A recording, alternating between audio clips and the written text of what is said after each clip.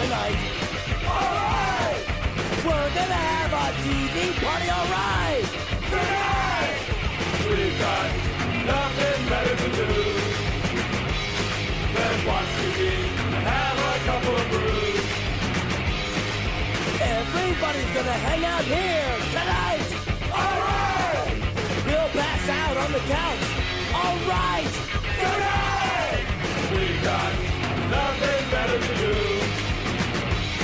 than watch TV and have a couple of brews. Don't talk about anything else. We don't want to know. We're dedicated to our favorite shows.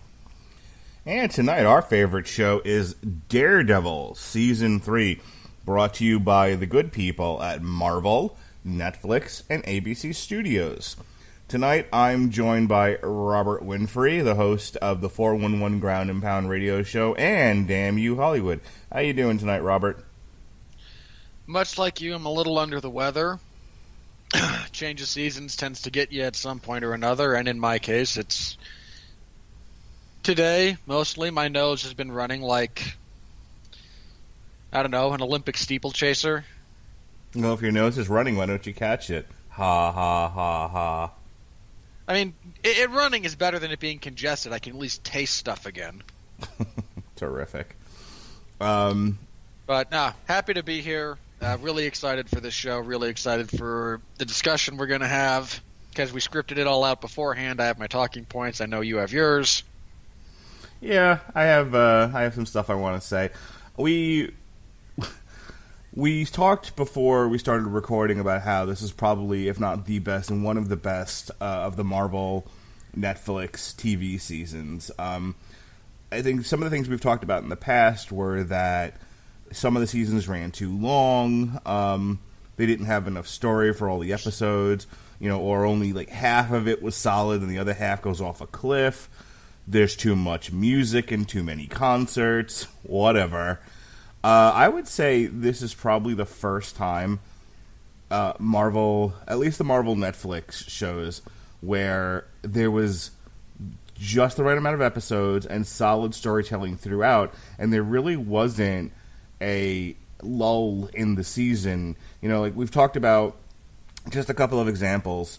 The first season of Iron Fist, that was one of the things we talked about, where we felt like there were too many episodes for not enough story. Jessica Jones season 2 gets to about halfway. God, what a catastrophe! Gets to about halfway, and then it seems to lose its way. And that's another one that could have dealt with a bit of editing, like knock off those last 3 episodes. Because what was the thing with Jessica Jones with season 2? It was the first 6 episodes. I think they weren't great, but they were they were solid. They were going somewhere.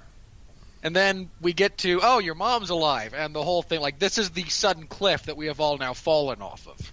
Yeah, it just meanders around for a while.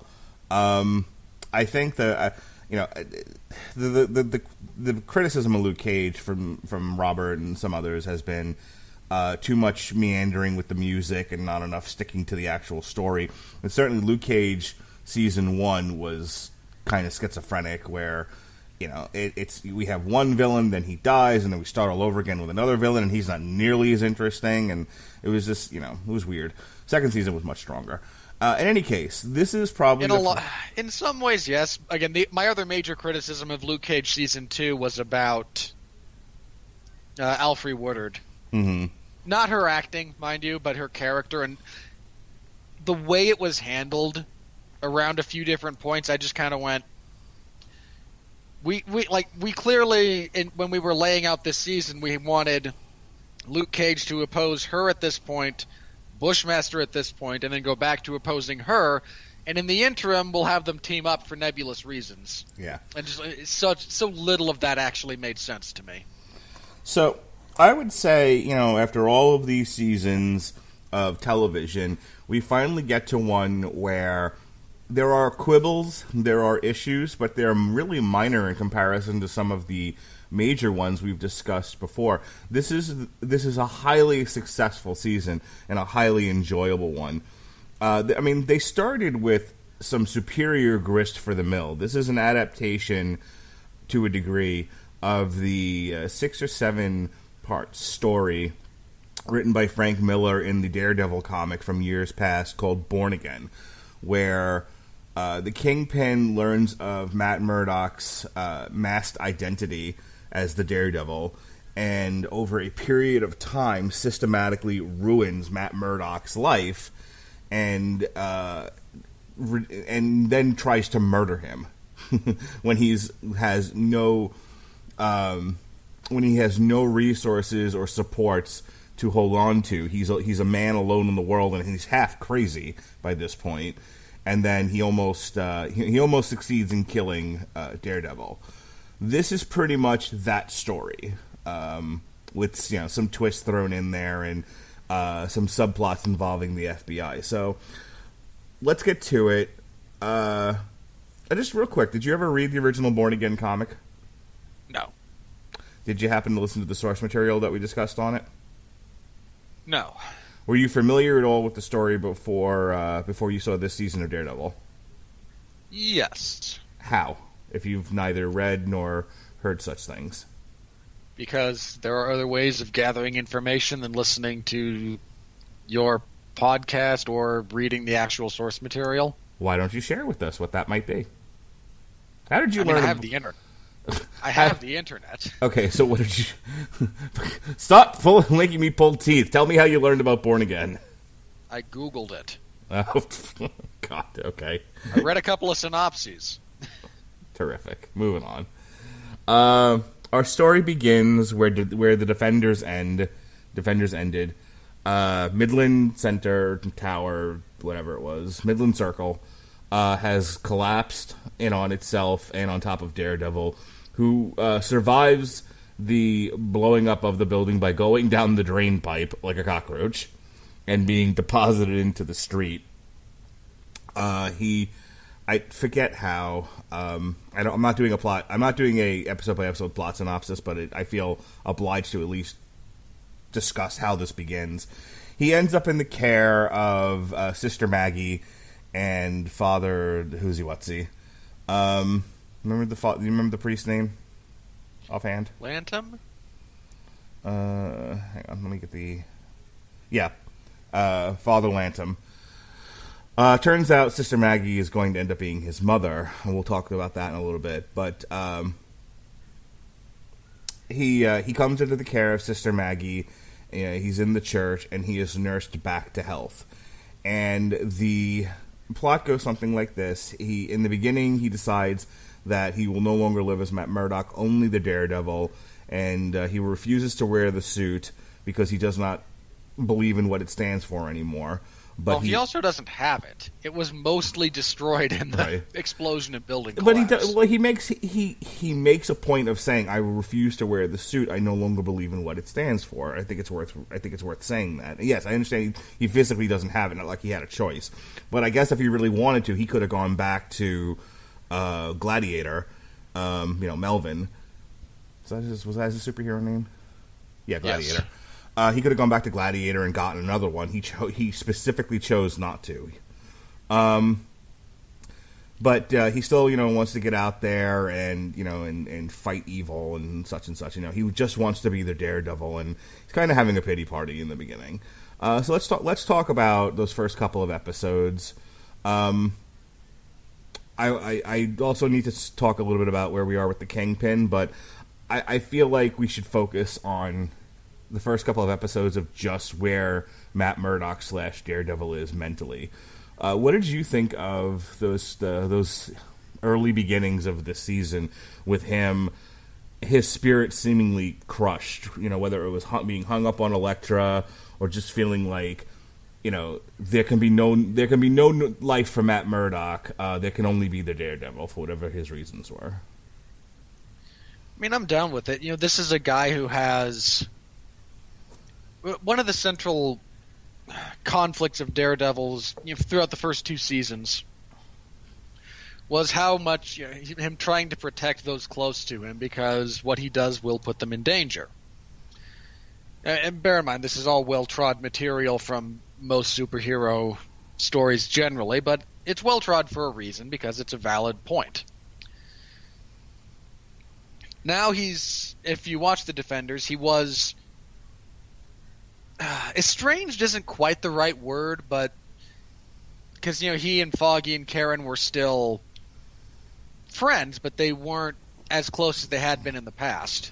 Well, a big part of that is neither one of them thought he should be running out in the night as Daredevil. Foggy didn't believe in the mission. Karen didn't believe in the. Can I talk about that for a second? Because Karen goes crazy over the fact that he's Daredevil. And was like, no, this is bad. You shouldn't be out there fighting crime. Leave it to the cops, you crazy person. Perfectly okay with the Punisher killing people. Like, just did mental gymnastics, and in some cases physical gymnastics, in defending his right to shoot criminals, but has a major problem with Matt Murdock as Daredevil.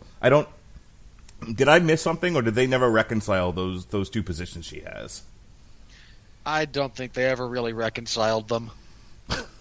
It's a major flaw in her character and how she's written. It is. I think if you're going to kind of bring up why she might be more okay with the Punisher, first of all, she tried to stop him and persuade him away from killing people. Doesn't work because he's Frank. But she at least tried. And second, this is such a weird thing because this is just where my head goes. But yeah, Frank kills people. If he gets into a really bad spot, he's happy to just murder his way out of it. Matt doesn't. It's this weird. If your frame of reference is how worried are you going to be for the person that you are close to, you're probably less worried about the highly trained military killing machine that is Frank Castle on occasion, as opposed to the blind ninja. As opposed to the blind ninja, yeah. Okay. And don't get me wrong, I'm not saying your point is very valid. That is a major point about her that has never adequately been addressed. It just seems she's racist against blind ninjas. I mean, hey, you blind ninja, I don't like, you shouldn't be out there fighting crime with all your blind ninjaness. You there with the gun, you murdering machine, you're fine though. It's perfectly good. Yeah, I imagine it's kind of like that. I also imagine part of it is that she actually cares more about Matt than she does about Frank. I don't know, man. I feel like,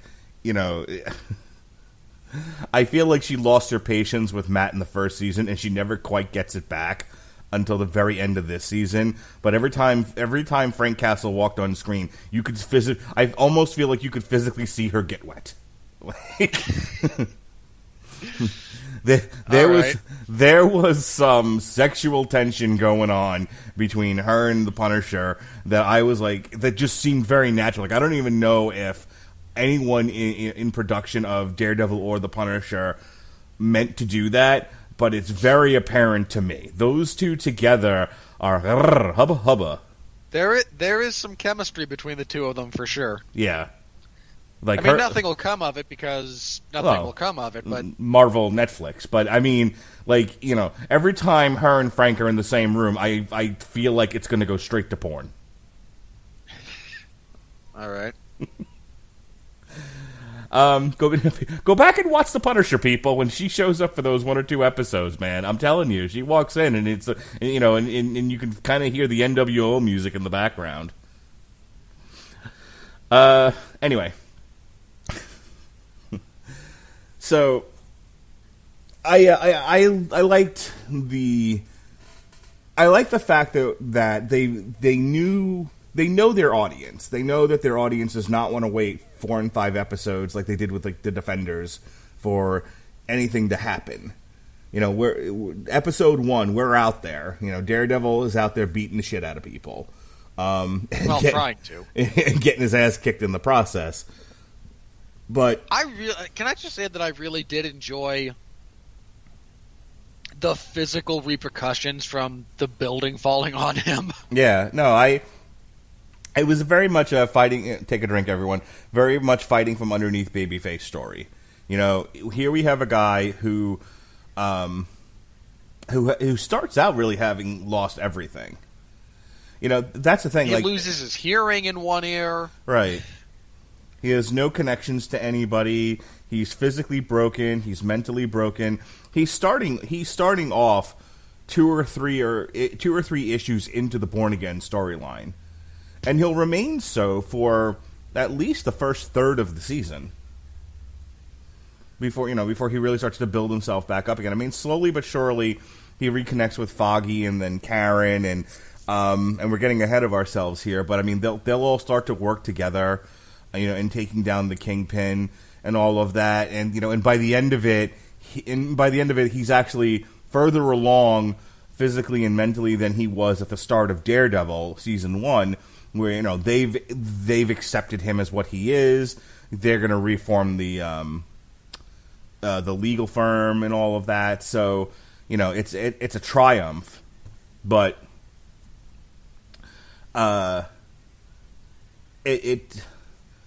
he spends quite a great deal of time just straight broken through before any of this. I mean, like, there isn't a tremendous amount of the Kingpin stripping things away from him in the series as there is in the comic book. At the beginning of this, he's already in that place. You know what I mean? Well, that's the benefit of adapting something rather than simply translating it. Mm-hmm. They take the themes and the motifs that went into that Daredevil arc and found a way to adapt to the situation they found themselves in. So if they don't need certain parts of it, they simply translate they get that what is this supposed to be doing to the audience, to the characters, and then find a similar way to try and do that. Do we need 3 episodes of setup where the Kingpin methodically takes things away from him, or can we just start him in a place that we all understand where he is kind of broken already, and move on from there? Speaking of the Kingpin, he's been in prison. He had a brief appearance in season 2 when Frank went to prison, and such as Kingpins want to do, he has thought himself a great plan to get back to where he needs to be, which is he is going to essentially fake being an informant for the FBI. He's going to pick an easy mark, and that mark is Raul Ray Nadim, as played by Jay Ali. He's going to lead him astray, as it were. And I'll tell you, here's my issue with the Kingpin storyline. Here it is in a nutshell. He's going to turn on and give up information on all these different mafia families so that there's no competition, and he'll be the only one offering protection. He'll have control over the FBI. He'll have control over the New York PD. He'll be unstoppable, and everyone will have to go to him. And he will be the undisputed kingpin of crime. Okay, here's my issue, and I think it stretched credulity when it got to the very end of the season where Ray is going to go before the grand jury, and even the grand jury who had just gotten picked were all in the Kingpin's pocket, or at least he had the one guy in the Kingpin's pocket who was then threatening everybody else, and they all caved. Like, there's a degree, they give him a degree of clairvoyance, to see 30 steps down the road, and all the individuals that are going to need to be turned, that, to me, after a while, it's just like, all right. I don't buy that your reach is that deep. I can buy you've got some cops on the take. I can buy you've got an FBI or 2 agent on the take. That he owned the entire New York office to the point where the one woman kills, what was it, the district attorney or whatever, that gets killed in her house. Like, not enough that I didn't enjoy the season or took me out of it, but it was definitely a huge eye roll moment for me. Yeah, the grand jury that was a moment. I mean... because there's a couple of reasons about how grand juries are convened that essentially preclude this from happening. Right. That's what I'm saying. Like it goes against the entire point of a grand jury. With him having dirt on literally everyone on his protection detail. Mm-hmm. I was more okay with that than I was. Right. Figuring out who's going to end up being Bullseye and all of that, fine, I can live with that. Pegging one guy in the FBI in the New York office that he can manipulate, I was with that. When it turned out to be then the guy's boss, and then it turns out it's essentially the entire FBI office, I'm like, why don't you just make him God at this point? He's the Kingpin of Kingpin wasn't Doctor Doom. You know what I mean? Like they gave him way too much power, and to the point where, and I guess we'll talk about the ending here. I'm going to step back and kind of let you fill in and do your own sort of stream of consciousness thinking about this, but I was like. There becomes a debate over, Kingpin is so powerful that the only way to stop him is by killing him because nothing else works. He's too powerful. He has too far a reach. But in there is the struggle that Matt has is if he kills him, he loses his sense of self. He loses his sense of right and wrong. He's no better than the Punisher, whom he spent so much time in a philosophical debate with in season 2. Okay, I got all that. And so we get to the end, and it's like, well, nothing else works, so I guess I'll just beat the shit out of you. And when Kingpin says the only smart thing in that entire sequence, I'll never stop hunting Karen Page and Foggy Nelson, you'll never have a moment of peace. And he goes, I'll go after Vanessa. And Kingpin's like, all right, I give up. Wait, what? You have infinite power, apparently, to get to anybody on Earth. His threat to Vanessa means nothing. I mean, I get that the writers are trying to tell you that the only thing important to Kingpin is this woman. But it's like, in real life, if Daredevil's sitting there like, if you go after Karen and Foggy, I'll go after Vanessa. And he's like, and I'll continue to do what I've been doing. I'll take another stab at killing you. Like, what fucking difference did any of that make? And it was just like, all of these machinations, and this is my one issue with this entire season, is I feel like they had all of these great ideas and no idea how to end it. So they're like, well, we'll just have it with him beating the shit out of him and threatening Vanessa. Good enough. And suddenly Kingpin will give up. It's like the Eddie Izzard joke. It's like, and then we'll win. Like, wait, what? How, you didn't do anything, though. It's just, it just needed a little bit better setup for that ending is all. Just a little bit better. Do you hear what I'm saying? Like, everything the Kingpin did up to that point shows how powerful he is and how little power Matt had. And then they don't know how to end it. They don't know how to deal with this monster that they've created, that they've written. And so Matt just beats the shit out of him. Who the fuck cares? Other than, hooray, the hero beat up the villain. And their big solution to everything is a vague threat towards Vanessa that in reality would have easily been dealt with. I'm going to step back and let you have at it. Because I was like, I watched that and I was like, well, as my friend once said, it's like having the best sex you've ever had in your life, and right before you're about to finish, the girl says, yuck, get off me.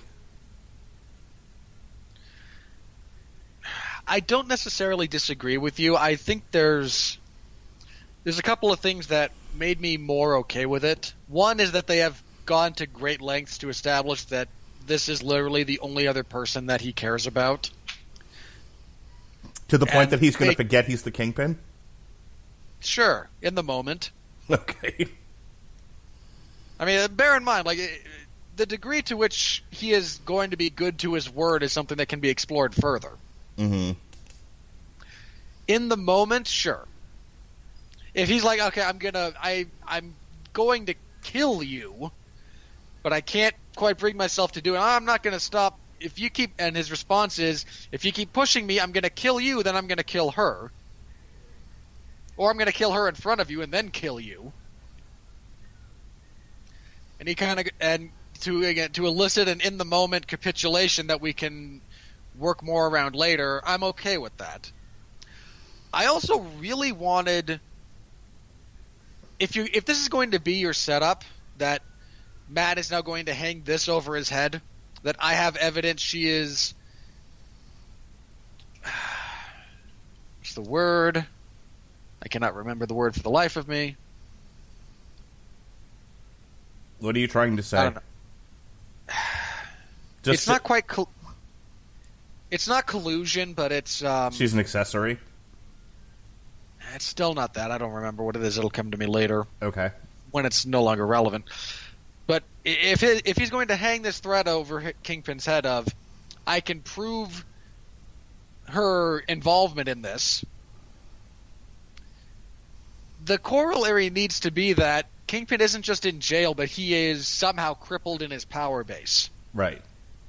Like, we just needed a sequence where where like all the legal maneuvering that Foggy had done about the financials and some of the power structure that he's employing, just hit that a little bit. Right. We don't have to. They talked about like the brother, as long as he pays back the loan to the corrupt bank, everything would be fine and no harm, no foul. And I'm like, that they should have crippled Red Lion. Yeah, because that's the only thing. Like, because again, the point being, if you want to hang that over his head, there has to be some flaw in his power base that's going to prevent him from simply whisking her out of the country again. Right.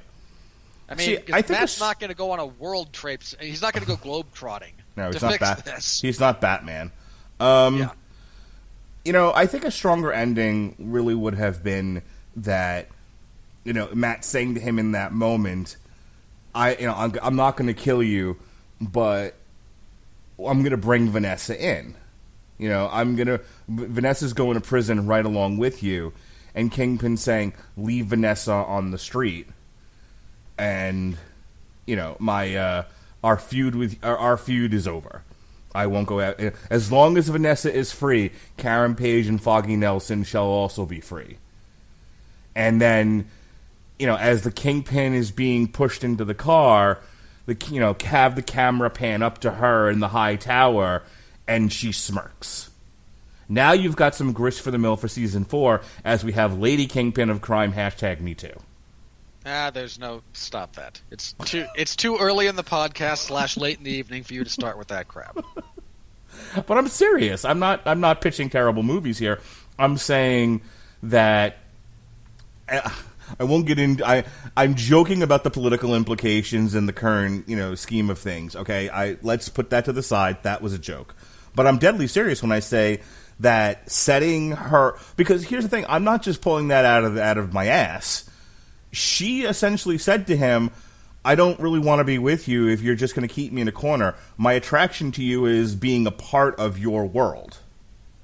I want to be, essentially, she said in so few words, I want to be Lady Kingpin. So why not set that up? No, I was waiting for the double cross from her, in all honesty. Like, I was genuinely waiting during that final fight scene, which I loved to death. Mm-hmm. I love that 3-way brawl they have. Oh, that's great. Yeah, that's good shit. I was waiting for her to encourage Matt to kill him, because now they're married, so she inherits all of his assets. I think that would have been a little too over the top and a little too out of left field. I like my way. Again, like, maybe it was just my paranoia watching the last bit of this, but I got that. That's kind of the vibe I started getting from her at the end was, she's playing you. Well, that's the thing. That's what her going to prison undoes all that subtle setup. Because I agree with you. She didn't go to prison. They put her in the cockpit. They were arresting her. Sure, because they arrested everybody, but there's nothing against her. Okay, well, let me walk that back. Going to jail, whether or not she stays in jail and goes off to prison remains to be seen. But she definitely went to jail along with everybody else. That being said, and presumably Kingpin's going back to prison. He's going back. Kingpin's he's kind of screwed as far as that goes. But no, she's fine. Like, there's nothing. Again, the only legal thing that they can hang over her is what Matt has whatever evidence he has proving that she ordered the death of Nadim. Other than that, there's nothing on her. So because she hasn't done anything. So going back, right? They were definitely, well, she flat out says to him, I don't want to be left out of things, I want to be a part of it. Then there's a handful of scenes of her dictating decisions that are being made at the top, where Kingpin and the Fixer are like, well, maybe we should just let sleeping dogs lie. She's like, no, fucking go after him, kill him. Like, okay. So she's definitely asserting herself as, as somebody who's in charge of this racket. It would have made more sense at that point to again do it the way that I suggested, which is if Vanessa's free, Foggy and Karen are free, and then kind of show her like, I didn't even have to do anything. Matt did all the work for me. I got my competition out of the way. Now I'm the Kingpin. See, like, I would have liked to have seen that. The way they did it at the end, I'm like, meh. Again, I feel like they didn't really know how to end the season. Like, they wrote all this great stuff, and then they're like, well, we accidentally overpowered the guy, and now we don't know what to do with him. And, it was like, fuck. Matt will threaten to kill Vanessa. It'll be fine. Like, okay. Not so much. I want to hear you talk a little bit more about the Kingpin's machinations and his manipulation of the FBI, because, like I said, I liked the story to a degree until it became so ridiculous and out of control that I was just, I was kind of like, all right, let's get this over with. I really like his idea because it's, if you look at it, it's kind of, there's this really twisted brilliance to it because, especially if you consider, and this is one of the things that I kind of liked about how they've handled him. In the first season, he's got the majority of the NYPD, at least the local precincts, on his payroll. I thought they went a little overboard with that, and they do that again here with the FBI. But the point being, that's where he has focused his attention. That's where he has focused his power, because that's kind of what he wants to focus on is his plans for Hell's Kitchen. So to bring him down, if they can't rely on the locals, they wind up going to the FBI. So in this season, you get a bit of the reverse. He has now focused his attention and his power towards manipulating the FBI, which leaves the locals, the state and city authorities to try and take him down. And I kind of enjoy that he's not, even in his uber powerful state, he still can't reach everywhere. You just have to find the right angle to attack him from. I like that his plan was basically, I'm going to become government-subsidized crime. I mean, he's gains enough undue influence over certain players in the FBI to ensure that they will, do what he says, but he's also, to their point, there are things that he does that, I mean, the whole thing in the beginning after he gives up the Albanians, when they're having that argument about this is a dangerous human being with this track record full of murder and bribery and racketeering and all these other, things. How can we possibly justify cutting a deal with him? And that is the same type of discussion that goes on in the criminal justice world. When the FBI found themselves, deep indebted to the Kingpin and with nowhere else to go, you do have to wonder why they just didn't take the Kingpin out to the woods and shoot him and, stage a murder or lose the body somewhere. I think that's the other thing I came to think about this season, where everyone seems helpless to the Kingpin's machinations. It's like, y'all can get away with murdering him. You do realize that, right? The FBI, I'm pretty certain the FBI or the NYPD, if they really want to lose a body, I'm pretty sure they can. Yeah, and that's true, and I imagine that, he has contingencies in place. Because, I mean, again, jokes about his omniscience aside, if you're in his position, you have contingencies in place in case of your death. That's one of the things that everyone in that position should have. Okay, I think I needed to see that. Because there was definitely a part of me that just kept wondering after a while, why doesn't Nadeem just fucking shoot him? And be done with it. Yes, I agree. Like, they're just something to show the the blowback beyond the leverage they have. Right.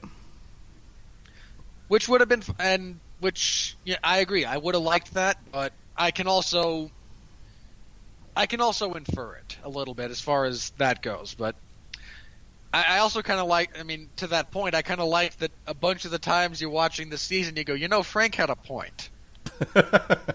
Yeah. You just shoot this guy in the head. There's a lot fewer problems.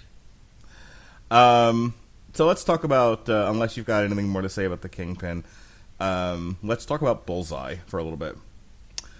Poindexter. What I liked about the introduction of Bullseye was he wasn't just, he wasn't just a hire a thug from Thugs R Us. It was a manipulation of a broken man. It showed what Kingpin's really the best at, is finding people who are so broken or so needy, and figuring out what buttons to press to make them do what he wants them to do. He turned this guy, who was a fairly productive member of the FBI, into this killing machine. You can tell he's already damaged, but he's not broken. Like, this is clearly someone that is... He was functioning. He was functional but vulnerable. Like, even people who interact with him, the fact that he's gone to psych eval enough times, there's a few eyebrows that might be cocked in his direction. Well, first of all, I don't know how he got in the FBI, but that's a whole other story. Given his history, no way he gets it. He doesn't get on the Hillsborough County Sheriff's Office, let alone the FBI. But whatever. I'll accept it, for the purposes of the story. Maybe somebody looked the other way. Whatever. What I'm saying is, the thing. Part of I imagine that part of the logic behind that is, if you're gonna put him in, because he mentioned that he served in the military as well. So if he's got a decorated military record, and you put him in a position to minimize his interaction with civilians, because he mentioned he was on their version of the SWAT team. He was purely tactical. Right. Maybe the fact that he's got a few... there's a lot of people in that position who have issues, not as severe as his, mind you, but, you do want someone who's not going to hesitate to pull the trigger if it's necessary. That's fair. I think we can both agree realistically he's not getting in the FBI, but for the purpose of... Oh, no. Unless... The only thing I can possibly think of was if he really went through the effort to bury and seal his juvenile records. Right. But what I'm saying is, this isn't like he's already a bad seed and the Kingpin is, sort of tempting him with goodies, with power or whatever else. This was a damaged guy that Kingpin was able to press on the right fissures and fully break. And the other thing is that it's really like a symbol of what people are going through now. That feeling of like helplessness and powerlessness, and that the theme of taking back your power, and in some cases through violence. Getting a chance to get even. Like when he gives him the Daredevil suit, and it was like that whole what's if I remember correctly, and correct me if I'm wrong, but what's propelling that forward is Kingpin convincing him that this is his way to get even, essentially, with the powers that be. Yeah, they have screwed you. Look at you. You've done nothing but your job. And, bear in mind, that's not literally nothing but your job, because he did shoot two guys who were trying to surrender. But the point he's making is, you have, in your mind, you've done your job. And you've saved lives, you've done everything within your power that you are aware of to be the good guy. He even says himself at one point when he's being investigated, if I just put on a mask and done this, they'd be cheering me. Right. So I think as far as contemporary writing, a lot of the superhero stuff gets kind of labeled as, it's comic book, and so it's sort of meaningless. But I feel like, this was, if you take the comic book out of it and you just sort of look at it at face value, I thought this was pretty pretty well written contemporary a contemporary essay on the American conversation now. Again, about powerlessness, about just going about your life, living your life, and feeling like more and more of your opportunities are being taken away from you. I'm not making any argument here. I am speaking for people, okay, who feel this way. There are people who feel this way. They're out there. They voted. You can take a wild guess who they voted for. And this is where they're coming from. And I feel like they went out of their way to give that mentality, that theme, that philosophy a voice in the show through the corruption of Poindexter and him transitioning into Bullseye. And then he's just an awesome ninja. He's the best ninja I've seen in Marvel yet. There's a few things related to him that I want to touch on. Any issue with what I just said? Nah. Okay. First of all, episode 5. Yes, 5. Which is the one where Kingpin gets a hold of his psychological history and he's going through it and he figures out how he can exploit him and we get some of his backstory. I love that episode. And I mean this in the best way possible, that genuinely reminded me of some of the better episodes of the television series Hannibal. You've got, again, parts of it have a very artistic, almost stage production feel to them.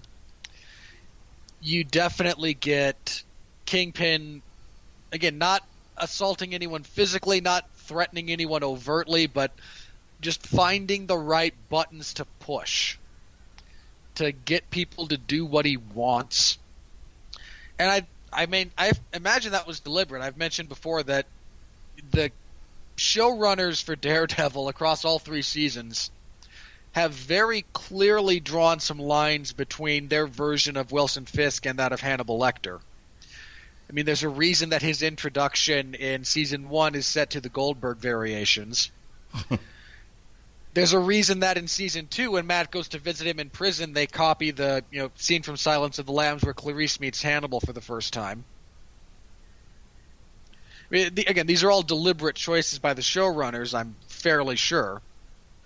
So them still playing with that in this instance continues to make sense. I also love the first, my favorite one-on-one fight scene in all of the Marvel Netflix stuff. The first fight between Daredevil and Bullseye in the Bulletin. That is just beautiful. Yeah, that is an excellent. I mean, you know me, I'm not into the kung fu fighting, and a lot of the stuff I find monotonous. But that fight, that was a piece of cinematic wonder, and it just sort of it's a lesson in how a scene can be choreographed and filmed, and you don't need a tremendous amount of special effects. I mean, it was so well done. A lot of single camera work in that, which I thought was great. But I mean, it's not like they were dependent on a lot of explosions or CGI or whatever. It was a dude throwing shit. I loved they also very clearly told the story. When this is a fist fight in close proximity, Matt wins. Right. As soon as there's any distance between them and Bullseye has stuff to throw at him. Right. When he's on the back foot. When he's able to use projectiles, he's Matt's at a deep disadvantage when it's in close quarters. That, by the way, the use of the Muay Thai wraps, I thought was awesome. It annoyed me that he wouldn't put on the Daredevil suit, and I'm like, well, what are they going to do to make this interesting? What are they going to do to dress this up and make it cool? Build on what they've already got. Because if he's just going to run around in his fucking long johns again, I'm going to get pretty bored. And then and then they even make a point of saying at one point when he puts on the Muay Thai wraps, what do you need? It's hallucination of his father. Yeah. I loved all of that. You've used Muay Thai wraps, Matty. I need more weight behind my punches. Got to get in close and make it count. Right. I'm like, perfect. I love that. It was like, look, this just needs a little something to make his costume in this season interesting. If they're not going to use the damn suit, and I was like, okay, I'll accept Muay Thai Daredevil. That's fine. Yeah, I was perfectly okay with that, and I mean, all of the fights between Daredevil and Bullseye are great. I watched that first one again in the Bullet, and it was just like, I really hope they top it, because that's even better for me, because that was so great. Mm-hmm. I don't think they ever do, but they still produce some good ones. I mean, the fight between them and the Church is good. Again, not quite as great, but very, very good. I also kind of liked that, and this is the fight nerd in me, when you see him fight him in the Church, he actually adopts a slightly different style of fighting. He actually does go more in the Muay Thai style in terms of his body positioning, his attacks. So again, it's subtle stuff that not a lot of people might pick up on, but I appreciated. And then again, the three-way at the end between Bullseye, Daredevil, and Kingpin was I was so happy with that. Did you cringe when Kingpin, again, you talk about fight styles. I like the fact that essentially they wrote Kingpin's fight style as lumbering giant. Yeah. He is King Kong Bundy in there. If he ever makes contact or gets a hold of you, you're dead. Well, what I was specifically referring to is when he grabs Bullseye and just rams him into the fucking wall. Just runs into the corner of that brick wall and I loved that. And breaks his spine. And you hear the crack. Yeah, he saw that, and I legit cringed on the couch. Like, ow. Then he drops him, and you see like a significant corner of the wall collapse. Right. That was good shit. I enjoyed that. I mean, he shoves Daredevil, like he knocks Matt through a couple of walls. At one point in that scene, he throws Kingpin up a set of stairs, across a minor balcony, and through some safety glass. Like Kingpin doesn't throw down very often, but they make a point to make it be really, really awesome when he does. Yeah. I mean, he does beat that one guy to death with just his fists in the car. Yeah, he does. So yeah, I like the character of Bullseye. I obviously we're both just going gaga over his fight style. Again, I like the fact that it was a fleshed out, well written character. That had a fall from grace, and then just kind of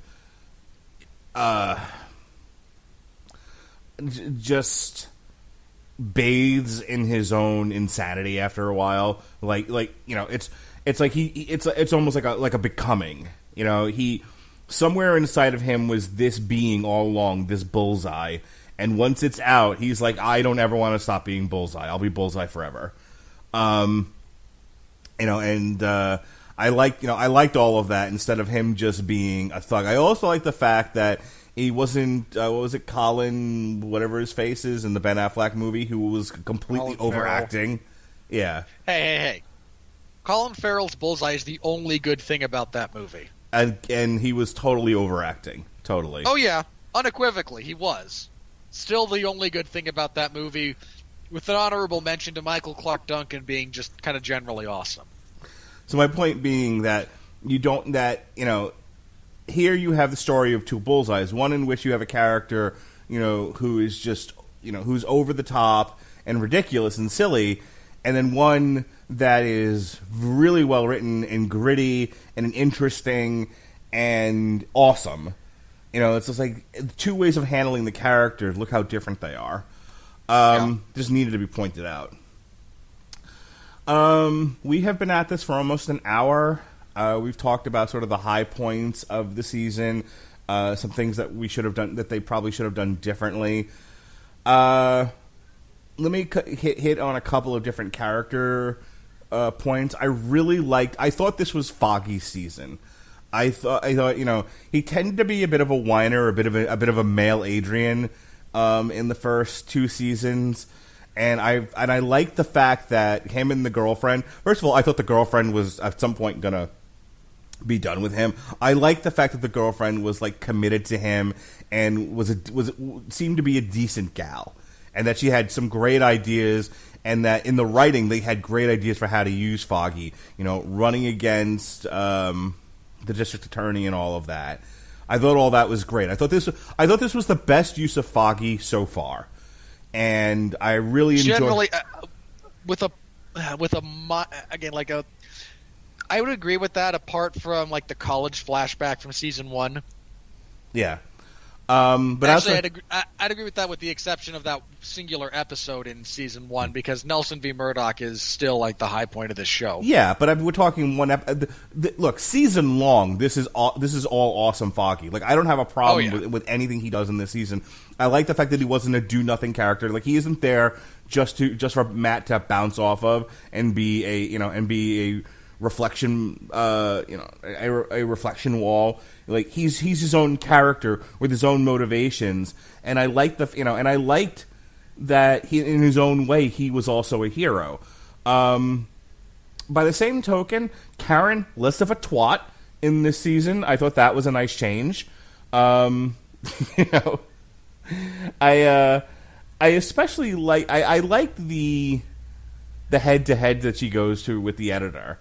Where like she knows who Daredevil is, and he's like, "Well, you have to tell me." He's like, "Well, I'm not gonna." And he's like, "Well, you're fired." And he's like, "Okay, I guess I'm fired then." I like the fact that they played with that. If only to set up the fact that she was going to go back to work for Murdock and Nelson to begin with, but still, whatever. What do you think of her flashback episode? Oh boy, I thought it. Here's the thing. I didn't care, but by the same token, I thought at least it gave you some interesting background on her as to why she's the way she is. Problem is, I don't care enough about her as a character. Again, she's kind of a twat. And it in the Defenders and the Punisher and the earlier seasons of Daredevil, I always felt like she was too self-righteous, and too. Like she was supposed to be the moral voice of whatever argument was happening, and she just comes across as grating. So when they show you the flashback, it's like, okay, well, that's cool. At least we know why she's the way she is, and she's in the shape she's in Daredevil season 1. I just don't care enough about the character. The less Karen, the happier I am. Okay, that's fair. What did you? Hang on, I liked the FBI character Ray. I thought he played an earnest dunce very well. Yeah. He did a good job with that. You watch that guy and you're just thinking, man, you're being played and you don't even see it yet. You're too stupid. Yeah, I thought the actor played the character very well. I thought he was a good addition to the cast and well used at the end by dying but leaving a testimony in his wake. I thought all that was fine and a good use of the character. Speaking of grading twats, his wife, oy. She didn't. Yeah, you said that offline, and I'm going to give you a chance to back that up. But I didn't find her. She had like 2 scenes where she was like, "Why are you lying to me all the time?" And I was okay with that because she had a point. She did the first time, but when the next like 3 scenes are her just being, no, you need to be home more, and you need to be home more because hey, it's not like law enforcement keep weird hours, and you need to work out our financial situation. Oh, and stop lying to me. Then all right, I'm going to do my best. An episode and a half maybe you later, could be less of a haranguing. Shows up. Maybe you could be less of a haranguing bitch. just maybe. Just a thought. Why are you lying to me? Maybe because I don't want you to get killed. You think about that? Let me just quick wrap up, and then I'll toss the conch shell to you. I wanted to say that about Karen, Foggy, and Ray. I don't have a whole lot else to say about the cast, except I did want to talk a little bit about Sister Maggie. I thought there was an appropriate use of mental illness, postpartum depression. I loved her backstory. She was intrigued with this boxer, and she got in head over heels, and you never knew. Here are the facts. You never know how a baby is going to affect you, as a man or a woman. You never know how a baby is going to affect a relationship. I've heard all kinds of stories about how marriages, where people seemingly loved one another, were wrecked by the introduction of children. People's feelings being hurt and feeling displaced in the relationship and all of that. Sometimes children better a relationship. Sometimes, through no fault of their own, they just exist. They got brought into this world by, purposeful action most of the time. They can still wreak havoc on people. And I like the fact that, here you have this woman who makes a choice for herself and then admits she's a coward by never going back and at least explaining herself when she had every opportunity to do so. That she's not, she may be a nun, but she's not perfect. And they don't write her as sort of, with any sort of righteous indignation or anything like that. I really, really liked the Sister Maggie character, and I liked her story, and I liked, the fact that she's imperfect. Also, I have to give Charlie Cox. Charlie Cox, is that the actor's name? Charlie Cox a lot of credit when he finds out that Sister Maggie is his mom. That was some superior acting. I mean, not necessarily Typhoid Mary, Iron Fist Season 2, but wow, I was really impressed, and and my heart broke for him in that moment. So it's that scene where he's punching his improvised heavy bag and he overhears her praying. Right. Yeah, that was some good stuff there. It was really some superior writing on this, on this. So I dropped a lot there. One last thing, and then I'm going to turn it over to you, and then I think we'll wrap. I mentioned in an earlier podcast that this reminded me of Season 3 of The Wire. Here, let me explain what I mean by that. So, The Wire Season 1, you're introduced to the Baltimore City Police, and you're introduced to the Barksdale crime family. And at the end of it, through sacrifice and hard work and machinations of the lawyer, they only get a portion of what they really went after regarding the Barksdales. You have the one kid who gets a ridiculous sentence and takes the weight for the whole family, and everybody else gets like partial sentences or whatever. It's not nearly what they had hoped for, and McNulty is sort of left, wondering, what have I done? I've wrecked my career over this, and for what? A portion of what we were aiming for. This is not justice. That's Season 1 in a nutshell, right? And so Season 2 comes up, and the expectation is there'll be more of the Barksdale. There'll be more of the Barksdales. There'll be more of the police, trying to finish off this crew. Nope. Completely goes in a different direction. We're away from that part of the city. We're dealing with the docks and the Union and the loss of the American dream as a theme. And there's a little bit of the Barksdales in there, but not a tremendous amount. Season 3 is essentially part 2 of the Barksdale storyline. And by the end of it, we're done with the Barksdales. There's nothing left. They are in ruin.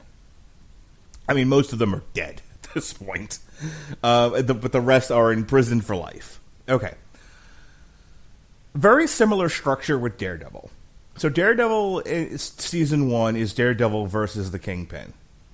Daredevil Season 2, you get a little bit of the Kingpin, but it's mostly Daredevil and the Punisher, Daredevil, Elektra, and the Hand. Daredevil Season 3 is essentially part 2 to Daredevil Season 1. It's the return... it's essentially Kingpin's revenge. And I feel like there's nothing left of Kingpin's story to tell.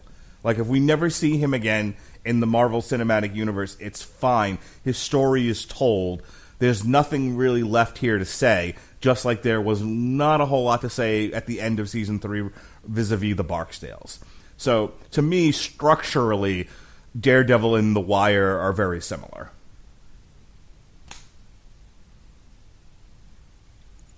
I mean, look, I don't have near the affection for The Wire that you do.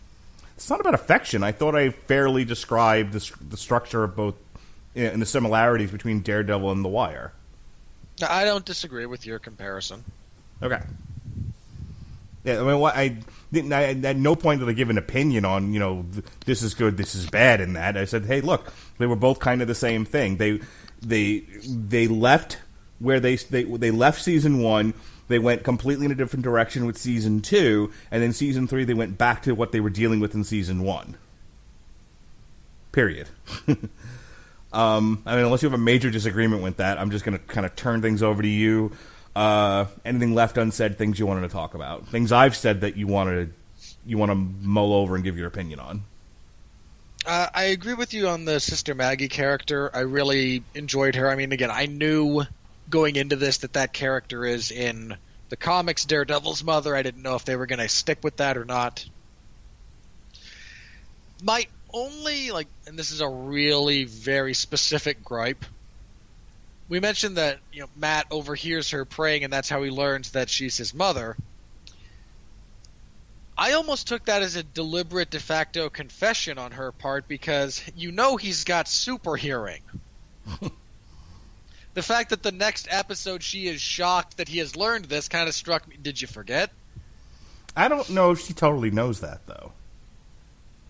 Come on, she knows. At this point, it's very obvious that she has at least a sound enough idea of his abilities that she should have been aware. And again, it's a minor gripe, and it's purely personal.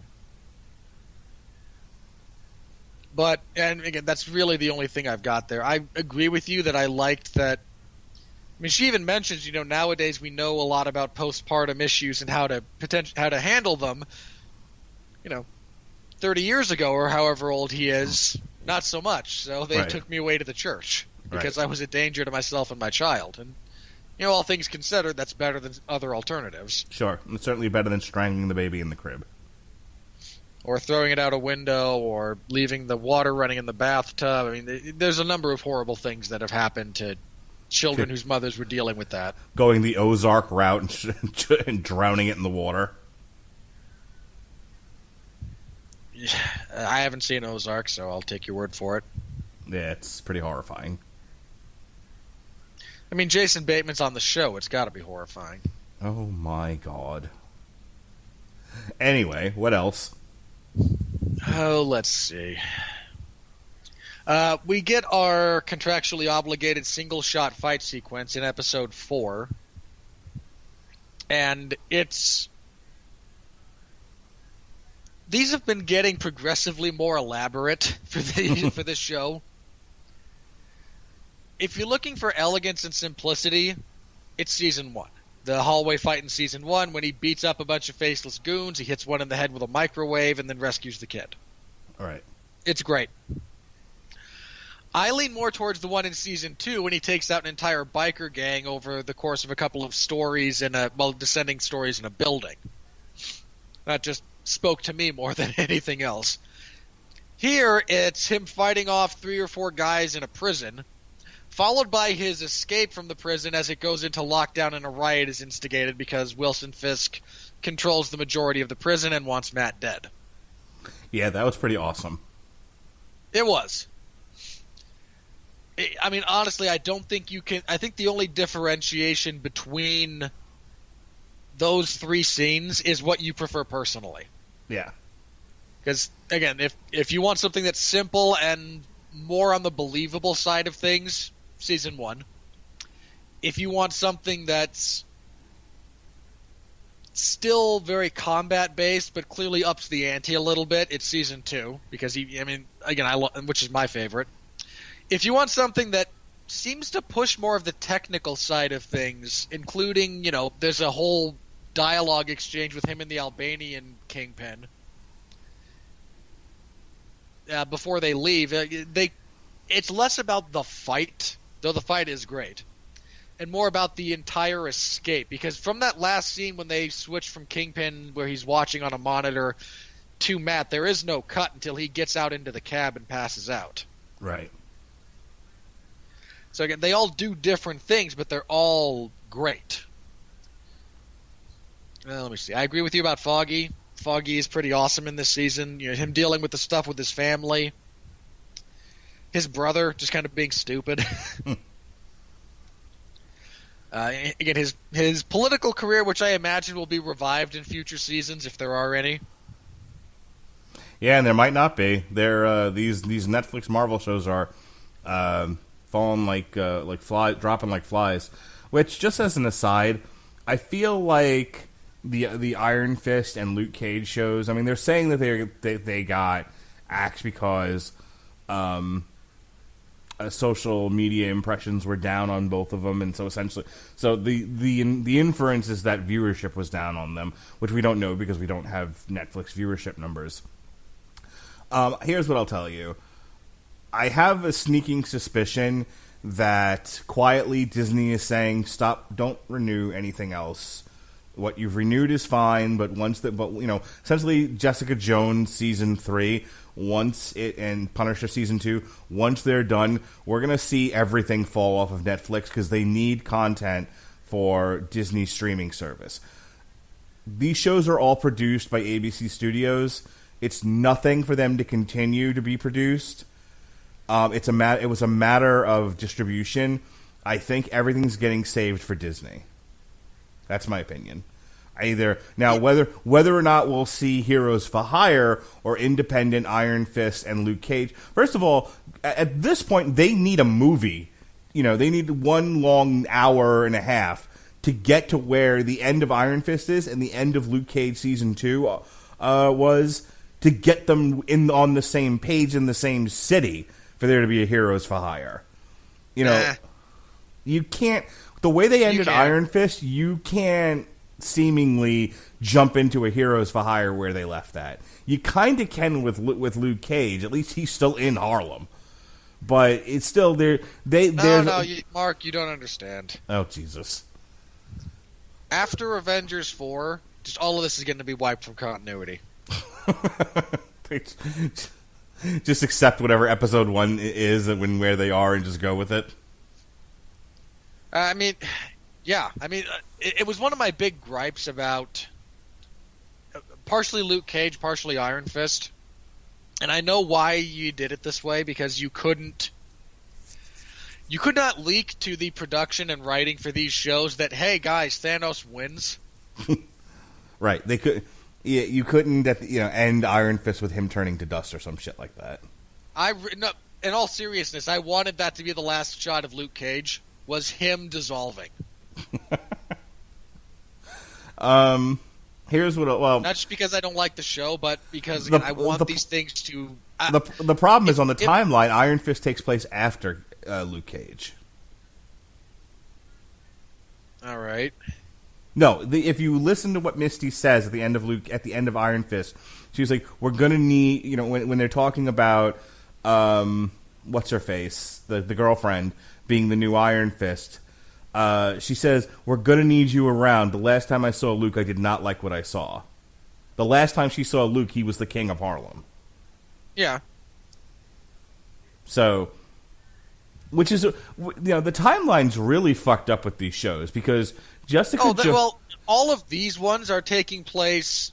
I imagine at some. It's pretty clear that they're taking place at some point in that 2-year gap between Civil War and Infinity War. Well, what I'm saying is, if you're looking at, they all left the Defenders, right? Like the Defenders is your starting marker. Jessica Jones takes place shortly after the Defenders. Daredevil takes place at the end of the Defenders. It literally, as the Defenders is ending, out shoots fucking Daredevil in a pipe. Well, in fairness, we don't know how long he was recuperating. Okay. And Luke Cage is like a few weeks, I guess, after the Defenders. Iron Fist is a few weeks after Luke Cage. Yeah, there's not a whole lot of synchronicity as far as the timelines for these guys. Well, anyway, any issue with my argument that I know you said they don't need a movie to get to Heroes for Hire or whatever. That's such a minor point. I don't feel like arguing with it with you.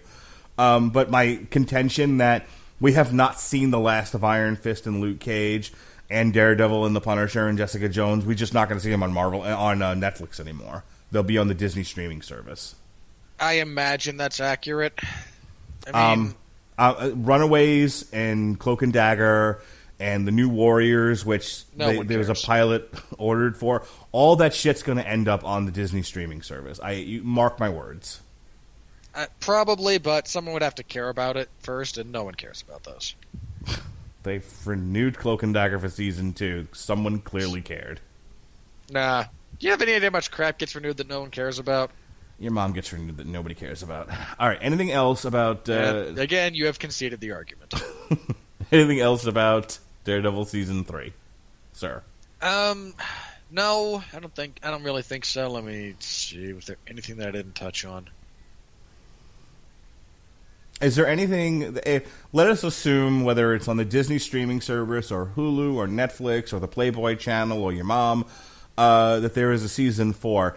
Any thoughts about what you would like to see? What Daredevil villains, or at this point, any villain, considering they're using other people's villains all over the place.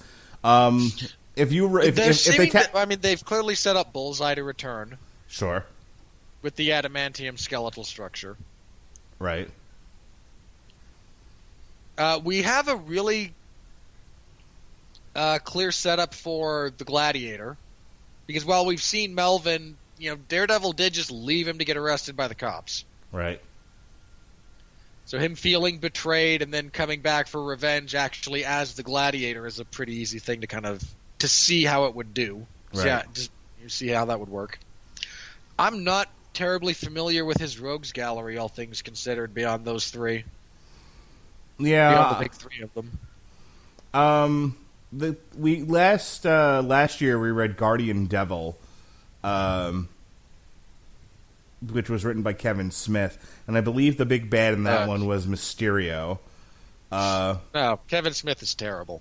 Yes, he was, and it was a terrible book, but it was an interesting story in the sense of, for a lot of it, Matt's hallucinating and nearly kills a baby. Black Widow is in it. Yeah, I don't know. I was never a huge Daredevil fan, so this is probably one of those we should have pitched to Ben Cologne beforehand to see what he thought. Yeah,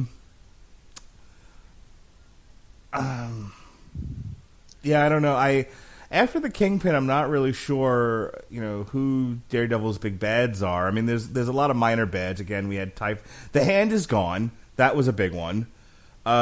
Seemingly, his big one of the big Daredevil stories is the one where he just becomes possessed by a demonic entity and takes over the Hand, if memory serves. So maybe something along those lines.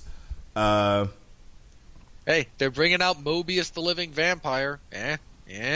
That's the Sony Spider-Verse, and so unless Sony gets bought by... That's not a thing. That's never going to actually take off. So unless Sony is just treading water until Disney buys back their property. I 100% agree, but things take time, and and stuff goes into production, regardless of where these financial shenanigans might be taking place. Well, in theory, things go into production. Sometimes they don't. They just say they're in production. Hashtag the schedule.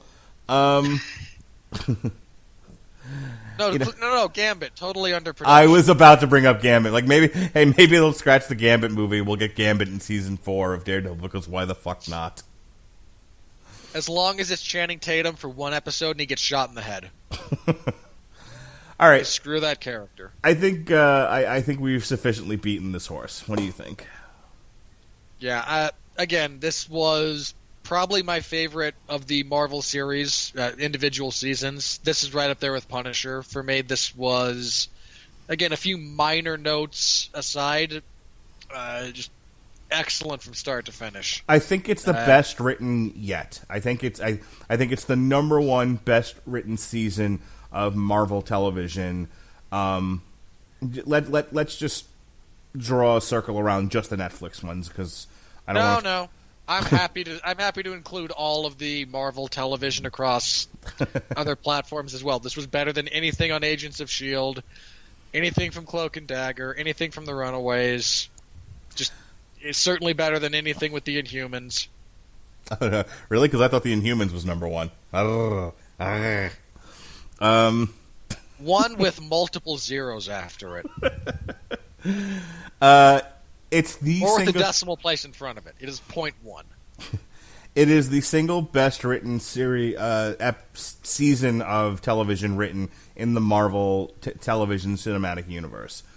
Still not my favorite. It's now probably number 2, right under Luke Cage season 2. We're aware of your preferences again, and that's fine. I have mine. So with that said, we're going to close the book on Daredevil Season 3. We had a very lively discussion. Hope you enjoyed it. As far as plugs go, next week we're wrapping up all things Halloween. We've got Halloween Night Dance on source material, the on trial for Halloween 2 from 1981. The Boys Just Want to Have Fun from Italy, Trick or Treat. We'll look at their covers album, Reanimated. And then on November 1st, myself and a gang of thousands will celebrate the anniversary of the War of the Worlds broadcast by doing a commentary over Spaced Invaders from 1990. Won't you knock on our door and take a step that is true? November looks like this.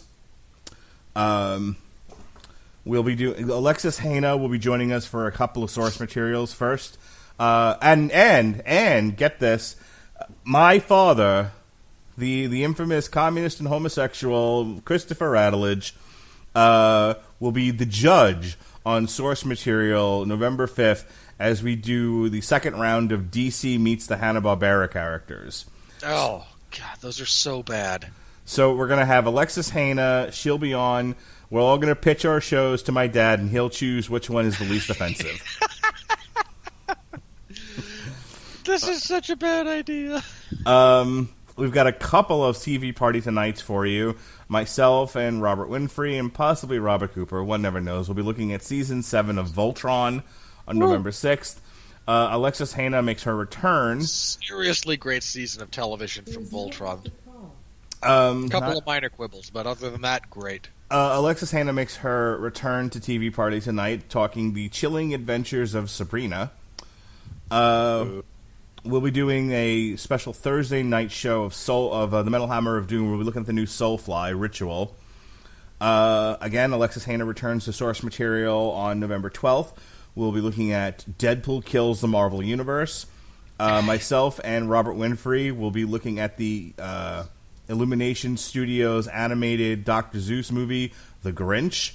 My son scared to death of The Grinch. I'll mostly be talking about that.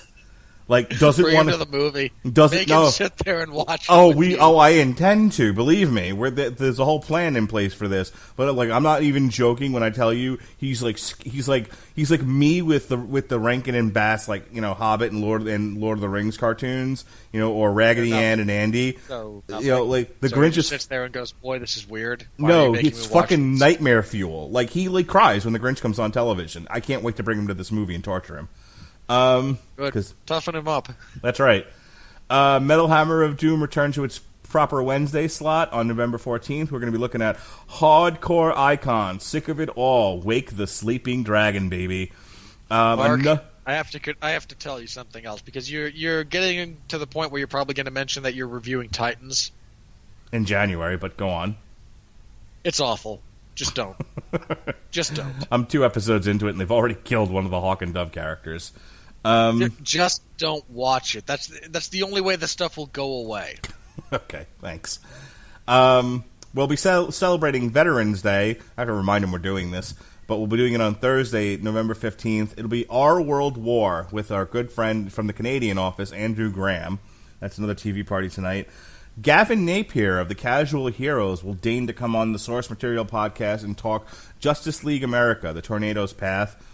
We'll be reviewing Fantastic Beasts, The Crimes of Grindelwald on Damn You Hollywood on the 20th. Our yearly turkey episode, as we like to call it, on the Metal Hammer of Doom this year will be, instead of looking at an old turkey, we're going to look at a new turkey, Hoobastank Push, which came out earlier this year. Oh yeah, and I mean that should be like the name of their that whole band is just a turkey. Yes, it is. And then we wrap up November with Hawkeye Volume 1, My Life as a Weapon by Matt Fraction. Damn You Hollywood for the new Robin Hood that looks like utter crap.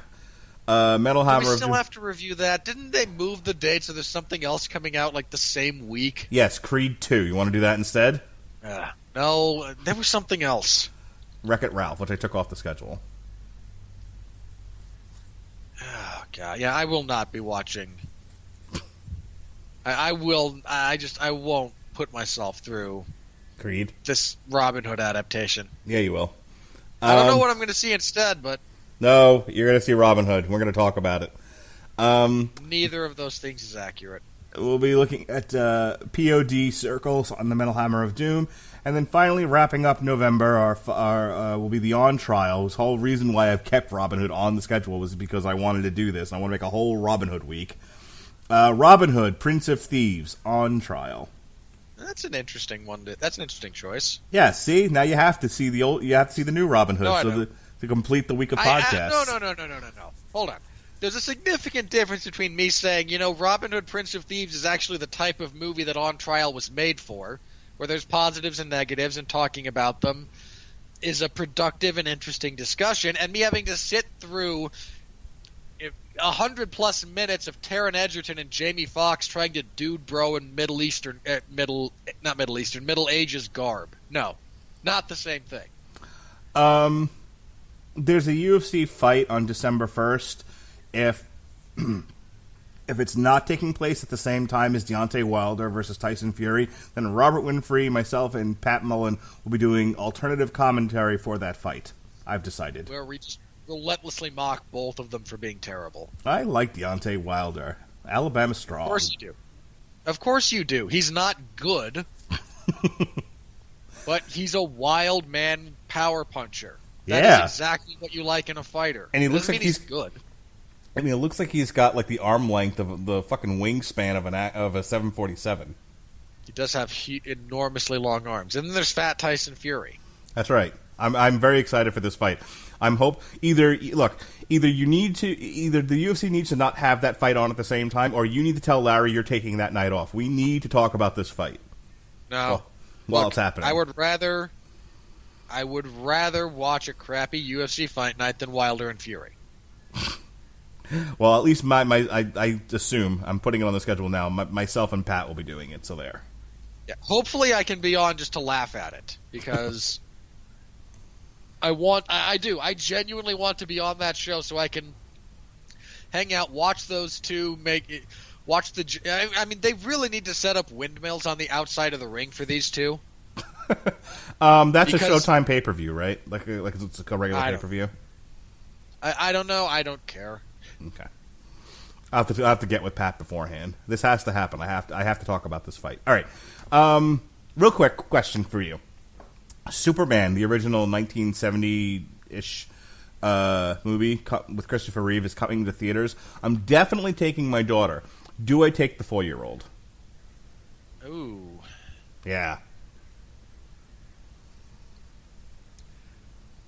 Probably not. I don't think he could. I mean, I like that movie. It's one of the better Superman movies out there. Right, but it's not. I mean, when you've got a 4-year-old who can't sit still in a movie theater, for children's flicks, I'm not sure this is a good idea.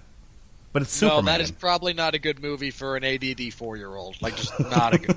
Okay. And bear in mind, when I say an ADD 4-year-old, I don't mean that your son should be diagnosed. I mean he's 4. Yeah, no, I knew what you meant. I was not offended. Yeah, I'm probably going to leave him home. And I feel bad because, I should be taking my son to see Superman. He just needs to be a lot older.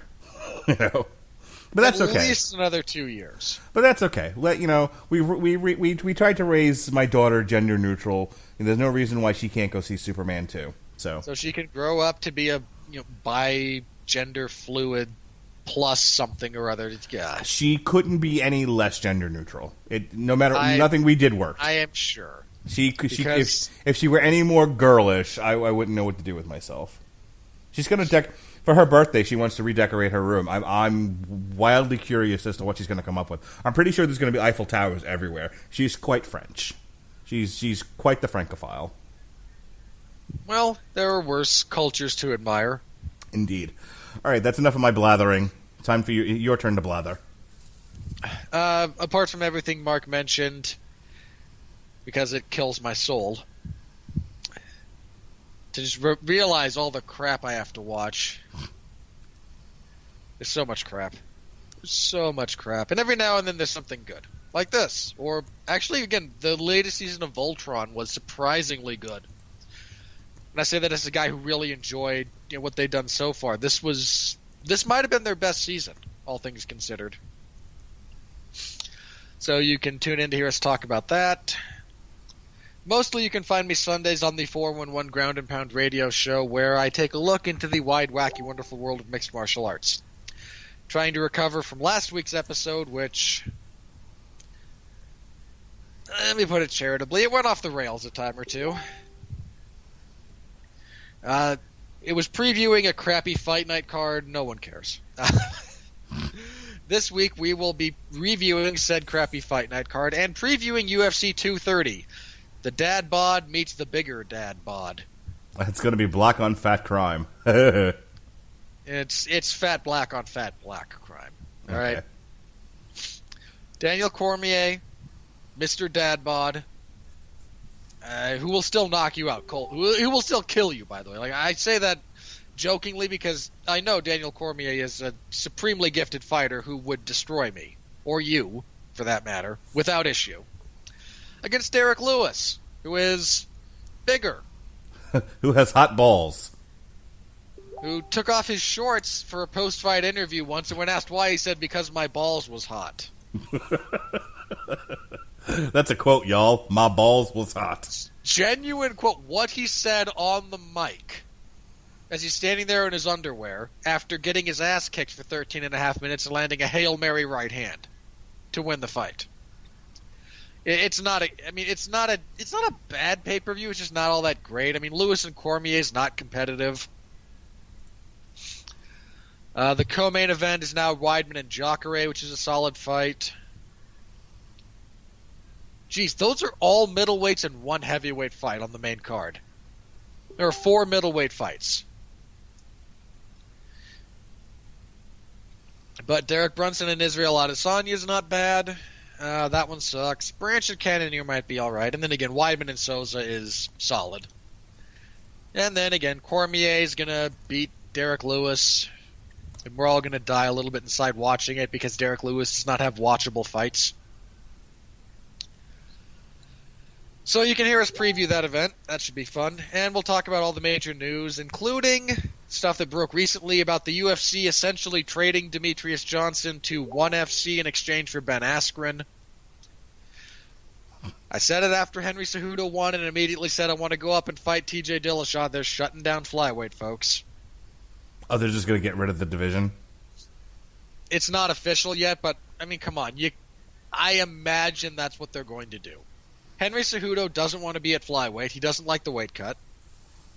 And Demetrius Johnson has destroyed that entire division. And should not have lost the belt to Henry, by the way. I scored that for DJ. But now Demetrius is leaving the UFC. The other best flyweight in the world doesn't fight for the UFC because Kyoji Horiguchi is awesome. Your champion doesn't want to fight in the division. The division itself has never taken off with fans. I mean, yeah, they're not going to keep it around in any kind of official capacity after TJ smokes Henry Cejudo. And make no mistake, guys, TJ Dillashaw is going to smoke Henry Cejudo. That is not a close fight. So we'll talk about that. Again, what it means for both promotions. Ben Askren in the UFC. He announced his signing and immediately sent a specific tweet about each and every member of like the top 15 in the welterweight division. Because Ben Askren is just that kind of guy. And, oh, God. I'm happy for Ben to be in the UFC, but I've also seen a lot of Ben's fights. Yeah,